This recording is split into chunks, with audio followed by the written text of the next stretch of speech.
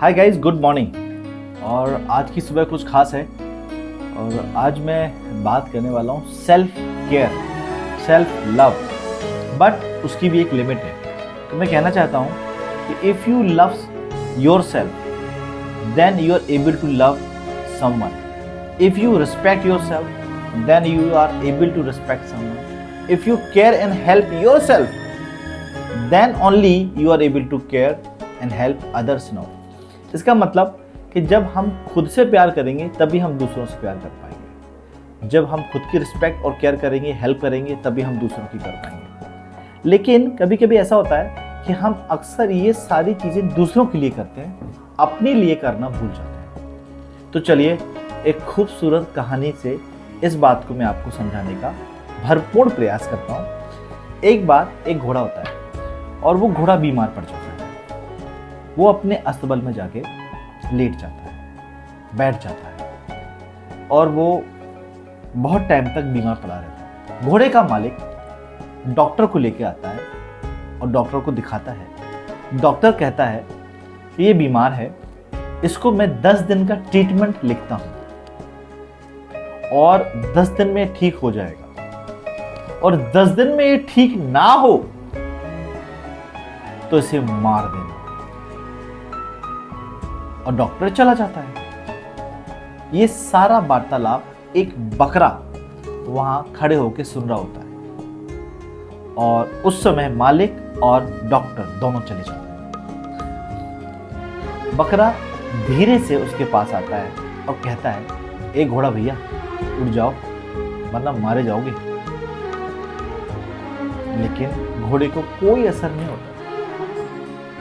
दिन बीतने लगते हैं।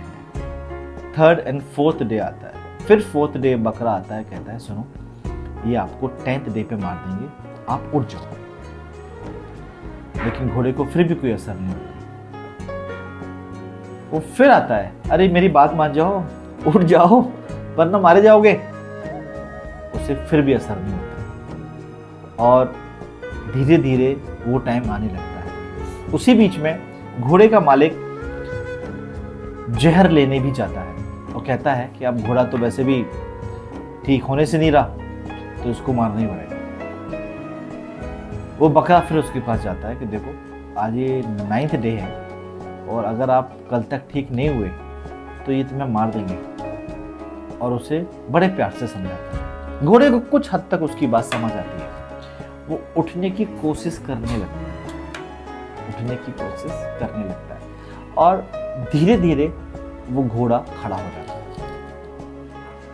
और चलने का प्रयास भी करने लगता है। और फिर कुछ टाइम बाद वो दौड़ने भी लगता है। 10वें दिन जब उसका मालिक आता है, ये सब होते हुए देखता है, तो बहुत खुश होता है, इतना एक्साइटेड होता है। सबसे कहता है कि मेरा घोड़ा ठीक हो गया, और वो भागने लगा और एक्साइटमेंट में कहता है कि चलो आज तो बकरे की दावत हो जाए। जो बकरे ने उसकी मदद की थी आज उसी की दावत हो जाए। मोरल ऑफ दिस स्टोरी, कि कभी कभी हम दूसरों की मदद इतनी ज़्यादा कर देते हैं, दूसरों की रिस्पेक्ट, केयर, हेल्प इतनी ज़्यादा कर देते हैं कि सब कुछ हमारे लिए, या यूँ कहूँ कि सब हमारे ऊपर आ जाता है और हमारी अच्छे से लग जाती है। सो मेरी गुजारिश इतनी है कि हम सबकी मदद करें, सबकी रिस्पेक्ट करें, सबकी हेल्प, केयर और लव करें, बट उतना ही कि हमारी ना लगने पाए। Thank you very much.